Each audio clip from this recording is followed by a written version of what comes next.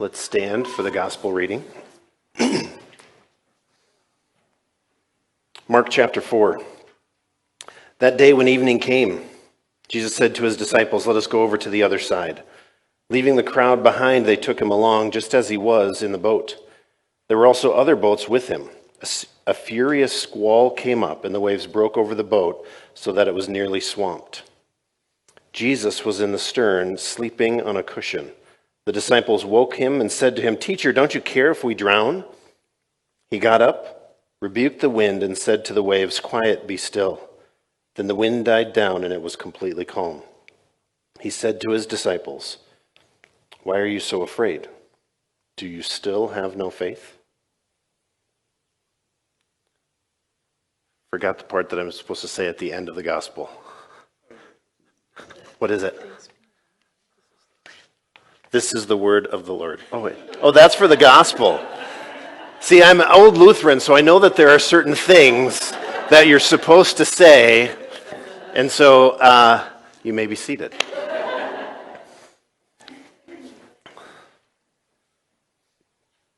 I'm going to pray, and then we'll jump into this. Heavenly Father, I thank you for your word. I thank you that your word is living and active. That even though the words were written long ago, Father, they still speak. They still bring life. They still bring transformation, hope, redemption, grace, mercy, all the good that you are. You provide that to us through your word and in all the ways that you appear and you work in the world today. And so, Father, as we celebrate this most awkward Sunday of the year, we surrender to you.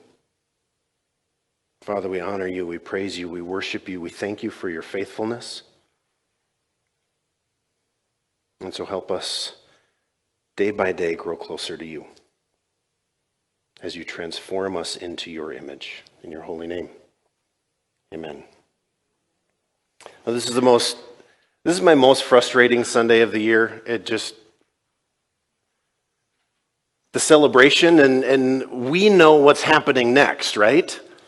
And so I'm always confused. I have some complicated emotions on Palm Sunday.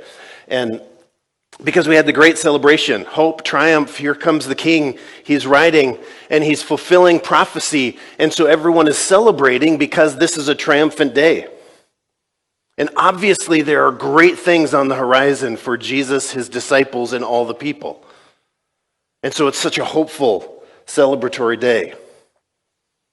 But then you fast forward just a little bit and things turn very quickly. They spiral. And things turn dire and kind of hopeless. Seeming to be hopeless. If we put ourselves in the shoes of the disciples, it's such a crazy turn of events in a matter of a couple days. And so this passage that I read today may seem like an odd Palm Sunday message, but hopefully we'll make the connection.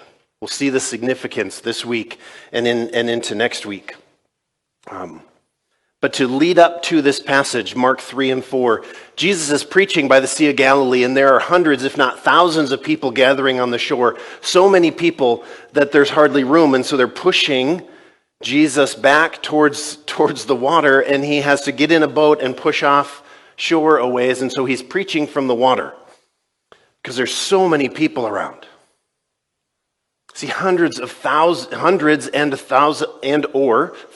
of people are gathered all around listening to the word. And so I put myself in the shoes of the disciples and I think, wow, like this day, this is early on in Jesus' ministry, those disciples have to be pretty fired up. Like, look at all these people that are coming to hear our teacher. It's a very triumphant day. Jesus is teaching parables. Some of the parables we're very familiar with. The parable of the sower, the parable of the mustard seed, the parable of the growing seed. The one where he talks about this little light of mine, I'm going to let it shine, hide it under a bushel. No, that one. Maybe didn't sing it, but he talked about it. So all these great things, these great stories, and lives are being changed. So much fanfare, so many people. Hearing such amazing messages and seeing God working in the lives of people had to have been an incredible day.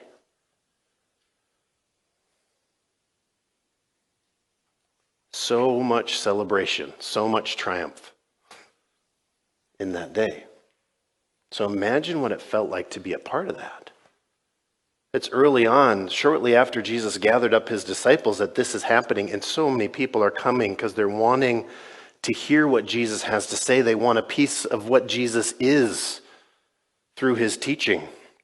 And so the disciples have to be thinking, there's some pretty incredible stuff on the horizon. Like, we get to be a part of this. And then we jump in here, I think.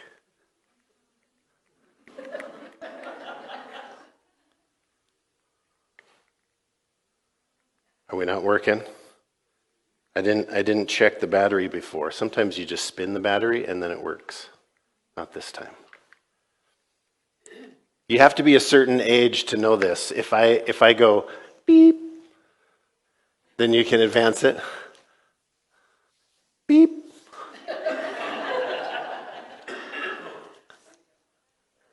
So Mark 4. So Jesus is done preaching, he's in the boat, and then it says, that day when evening came, he said to his disciples, let us go to the other side. So he's preaching on the Sea of Galilee, and to set this up, it's really important to remember that many of the disciples were fishermen, right? And this was their place. This was their fishing hole. They had fished this sea countless times.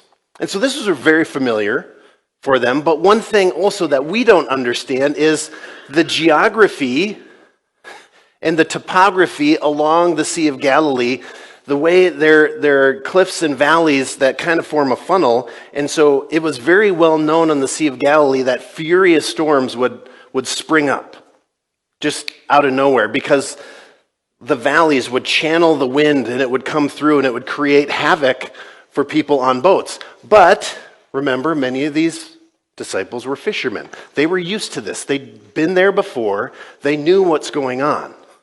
They knew the risk of traveling across the sea at night. But been there, done that 1,000 times. So Jesus says, let's go over to the other side. Leaving the crowd behind, they took him along, just as he was in the boat. There were also other boats with him. A furious squall came up and the waves broke over the boat so that it was nearly swamped. Jesus was in the stern, sleeping on a cushion. The disciples woke him and said to him, Teacher, don't you care if we drown?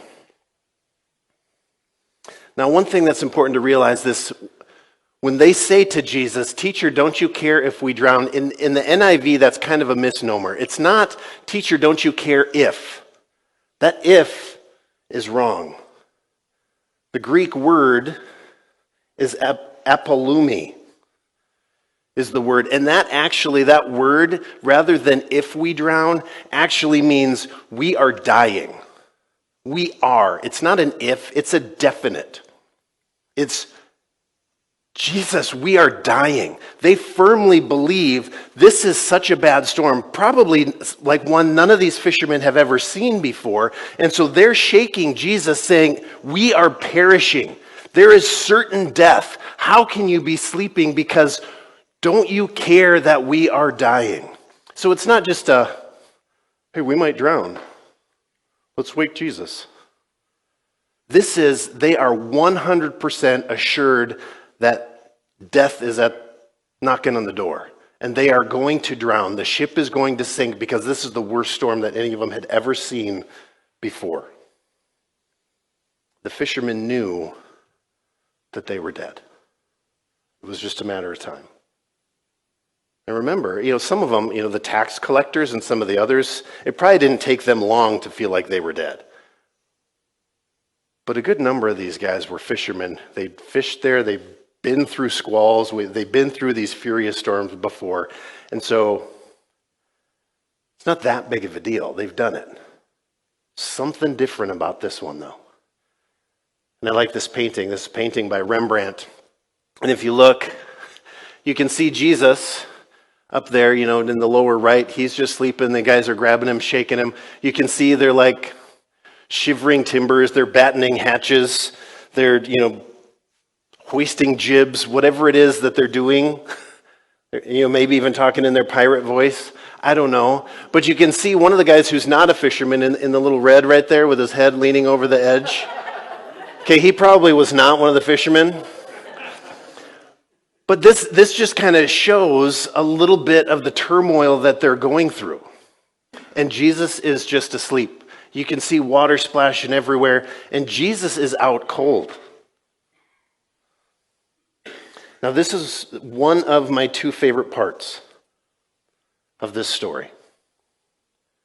See, Jesus is just dead asleep. They wake him up, and it says, he got up, he rebuked the wind, and said to the waves, "Quiet, be still." Then the wind died down and was completely calm. Now, rebuking. This is the only time in the entire Bible that this word is used not towards a person. Okay, you don't rebuke nature, you rebuke a person, right? So this is the only time in the entire Bible when that word is used against an inanimate object. And so what that is saying is Jesus got up and knew that this storm was more than just a squall. There was evil at work. That's why this was so bad. Jesus woke up and was like, well, yeah, I know what this is. This isn't just a storm.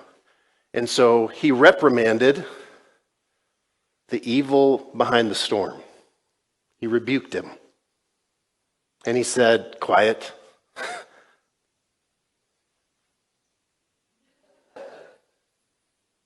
Jesus, dead asleep, wakes up, looks around, goes, "Is this all you got?" He goes, "Really?" Shh. And everything goes dead calm. And so it's telling us a little something.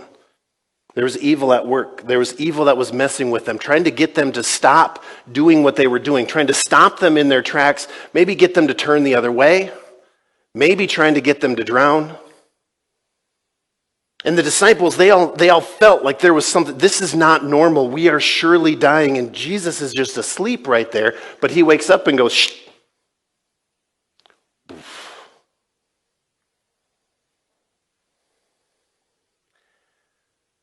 And this is the part that is weird to me until I learned in my study, until I realized that rebuke, it wasn't just, "Whoa, wind, calm down." This was a stern reprimand from the creator of the universe to evil, saying, "Calm." That's when I realized, okay, Jesus kind of seems a little bit harsh here in his response to the disciples. He says to his disciples, "Why are you so afraid?" Well, yeah, you probably don't know because you were sleeping. We were afraid. Had you been awake, you probably would have been afraid too, because this was crazy. This was unlike anything we'd ever experienced before. So Jesus asked them, why are you so afraid? He's tapping back into all the things that they had seen up to that point and saying, remember all that you've seen? Remember who you were just talking about, who you are starting to realize that I am. Why are you afraid? You're in my presence. Why are you afraid? And then this is where Jesus, this has always bothered me a little bit, this next one.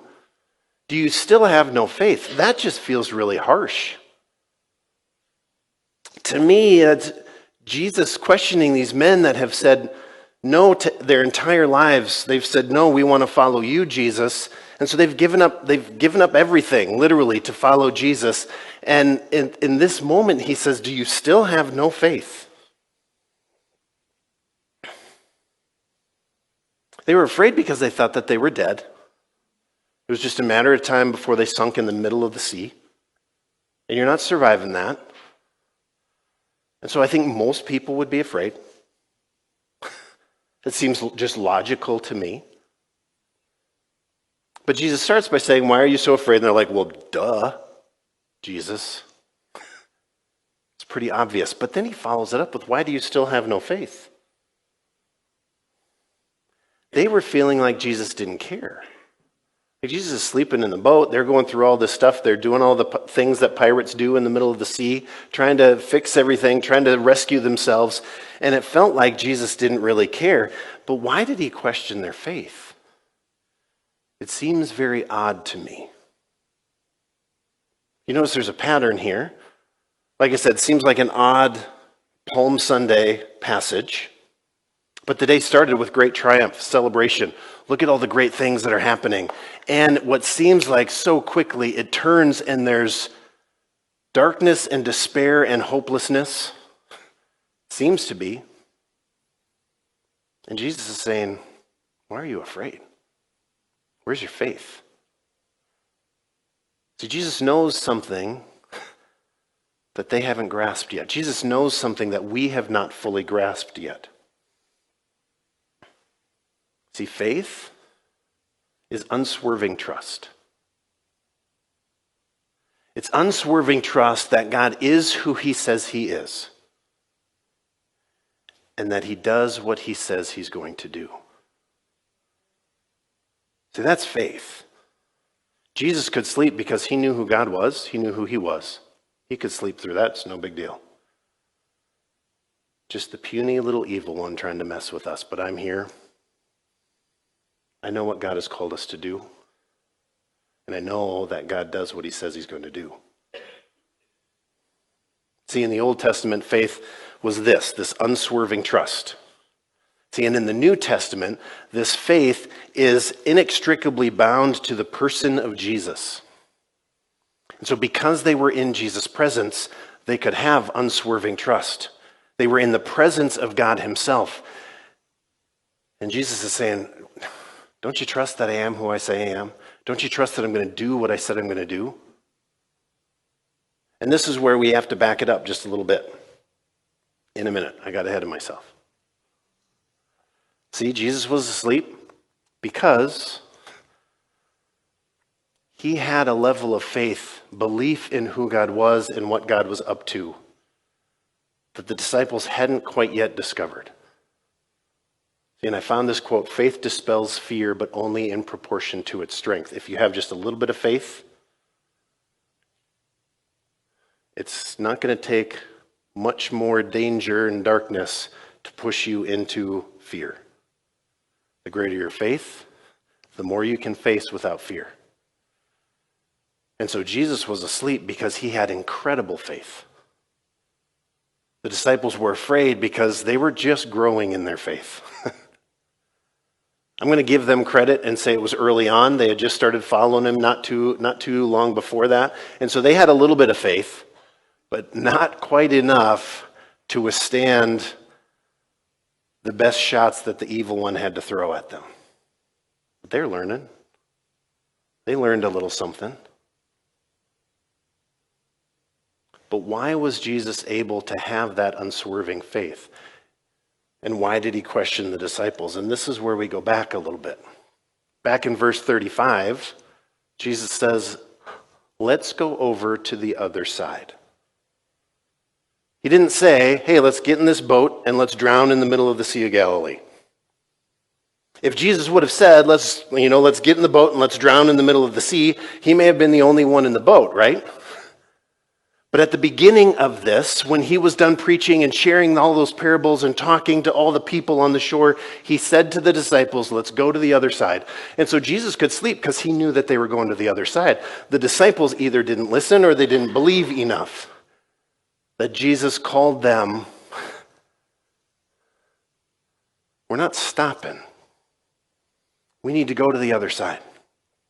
And so he said it, and they were going to do it so Jesus could sleep, knowing that they were going to make it.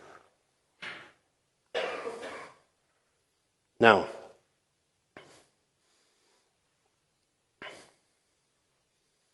we often end this story at the end of chapter 4, but it's important for us to realize when Mark was writing this, he didn't put the chapters or the verses in. Those were put in much, much later. So this beginning of chapter 5 is just the next part of Mark's story. But oftentimes when we read this story, we read chapter 4, because often, if you're anything like me, when I read my Bible, I often will read a chapter at a time, right? And then sometimes I get to the end of chapter 4, I put it away, and then the next day, or days later, you open it up and you start reading in 5 like it's a beginning of a new chapter, right? We've turned the page from this story on to the next story. But when Mark was writing this beginning of chapter 5 was just the continuation of the story. But we often see these as two separate stories. Why did Jesus say, let's go over to the other side?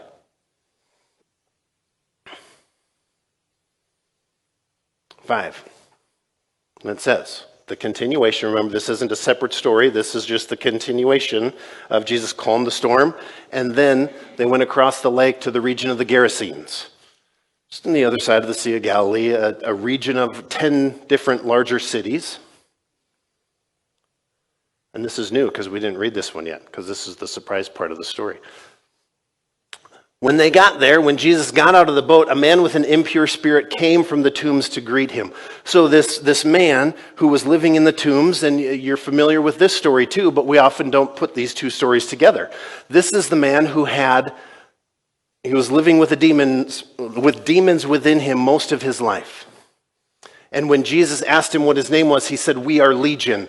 And if you're familiar, a legion of the Roman guard is somewhere between 5,000 to 7,000 fighting men. So what they're saying is this man, when the demons spoke out of him and said, "We are Legion," it meant he had potentially thousands of evil spirits working within his life. He scared everybody in that region because he was insane. And he was dangerous to the point where he was exiled to living in all the tombs. And so he sees this boat coming. He was maybe overlooking the sea. He saw this horrible storm, and this storm just, boom, ended. Well, that's got to pique your curiosity, right? Like, holy cow.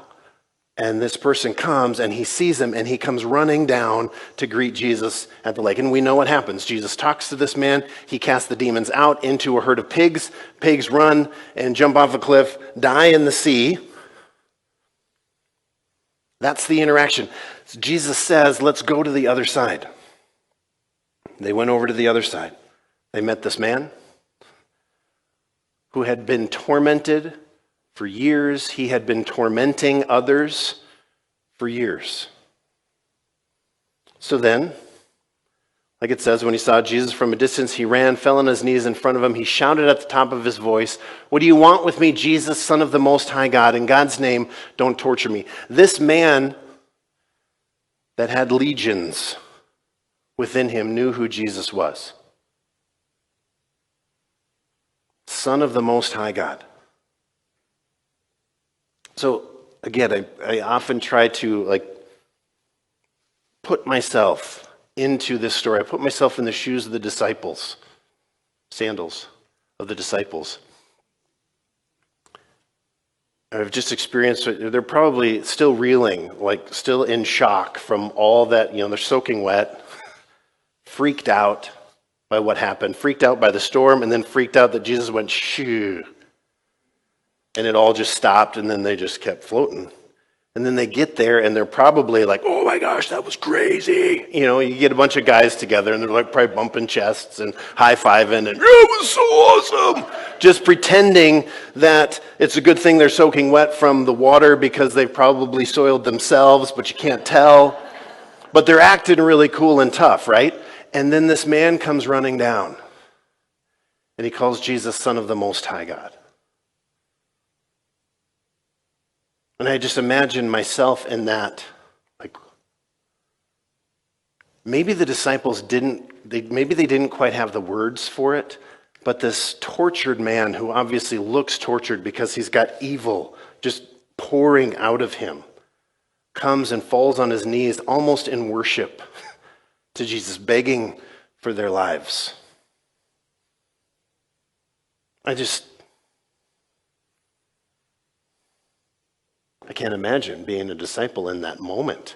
The roller coaster, the high to the low, to the fear, to the hopelessness, to the holy cow, what is going on? And then Jesus says a word and basically goes, "Be gone," and the demons leave. And then this man I can imagine if you have thousands of evil spirits within you, once they're gone, there is a visible difference, I can only imagine.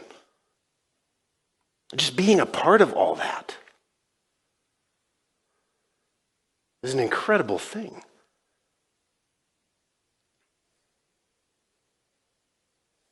So why did they cross the lake? They wanted to cross the lake because there was a life on the other side that needed to be redeemed. See, they had thousands of people on the shore. They were preaching. Jesus was preaching, sharing stories. Lives were being changed and transformed. And he says, let's go to the other side. Because Jesus knew that on the other side of that lake, there was a life that needed to be redeemed. And it could only be redeemed by Jesus himself. And so they passed through incredible darkness and hopelessness. And Jesus was fine with it. Jesus was fine with the dark hopelessness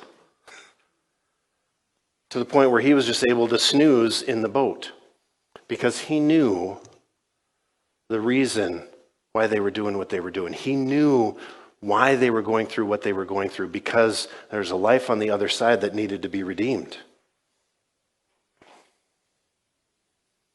And here's the other cool thing about this story.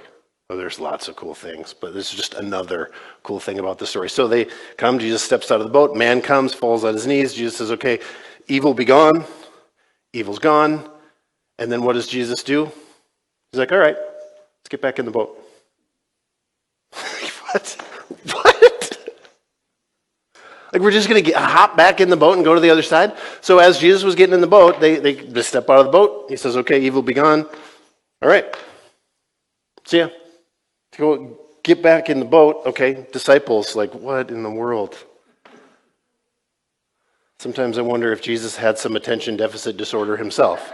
But he was hyper-focused on the vision and the mission, right? So as Jesus was getting in the boat, the man who had been demon-possessed begged to go with him, but Jesus did not let him, but said, go home to your own people and tell them how much the Lord has done for you and how he has had mercy on you. So the man went away and began to tell in the Decapolis, that's the 10-city area on that side of the lake, how much Jesus had done for him. And all the people were amazed. See, Jesus went through. He took the disciples with him for one person, knowing that one redeemed person, filled with the Spirit of God, filled with the freedom and the hope and the grace and the mercy and the redemption of Jesus, is able to share that grace and mercy and redemption with thousands of others. So Jesus said, no, don't come with me. I need you here. I need you to go back to your life. And I need you to tell people of your redemption. Tell people of your transformation. Share that. And it tells us that all the people were amazed. Not just some of the people in the Decapolis. All the people were amazed at who Jesus is and what he had done. Those people didn't even know what it took to get there. But we do. And we know through that darkness and through that hopelessness, from great joy and celebration to absolute darkness and hopelessness, Jesus kept moving right through it and inviting the disciples, oh, we're going to move through this because there's life on the other side that needs to be redeemed. See, Jesus knows what he's doing. He is the Redeemer. He's the one who brings light through the darkness, not just in the darkness, but he brings us through the darkness with the light of who he is. And he invites us to trust. He invites us to believe him, to believe who he is, and to believe that he's going to do what he says he's going to do. And that we are going to join him when he says, come with me, follow me. Because I got some stuff for you to do. And sometimes he's going to say, okay, now I need you to stay right here and share. Share my love, share my hope, share my redemption. Share how I have transformed you, how I have led you through the darkness into a place of hope. So, unswervingly trust. without hesitation, without fear, without anything but the true hope that comes. Be transformed. Be redeemed. The darkness that we all carry with us, let Jesus' light shine and lead us through that. Then live out your transformation and share about the one who transformed you. Let's pray. Heavenly Father, we thank you again for your word. Thank you that it is living and active. It's not just words on a page. Father, it is you. And through your words, you transform us, you redeem us, you make us new. And Father, you invite us to join you and be your vessels that make others new. So Father, this Easter season, as this Sunday is such a weird Sunday and this week is so bizarre, Father, help us. Take your words to heart. Why are you afraid? Why do you have no faith? Because you know what you're doing. You've been through hard things, harder than any one of us can imagine, but you did it with unswerving faith, unswerving trust. And so, Father, help us to believe you, believe that you are who you say you are and you're going to do what you say you're going to do. And help us to be faithful to you, because we know that you are faithful to us. You are so good. We love you. In your holy name.